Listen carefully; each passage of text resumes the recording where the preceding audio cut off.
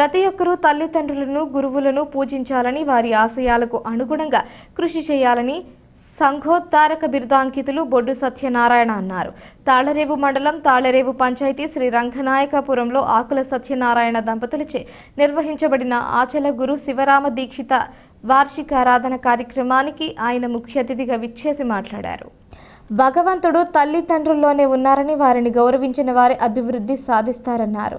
ఈ సందర్భంగా బొడ్డు కృష్ణమూర్తి మాట్లాడుతూ సమాజ ఉద్ధరణకు ఉపయోగపడే పనులు చేయాలని పిలుపునిచ్చారు.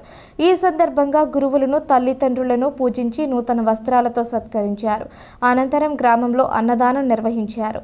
ఈ కార్యక్రమంలో స్థానికులు ఆకుల వెంకన్న, వాసంశెట్టి నాగేశ్వరరావు, నానిబాబు, నాగు, సురేష్ తదితరులు పాల్గొన్నారు.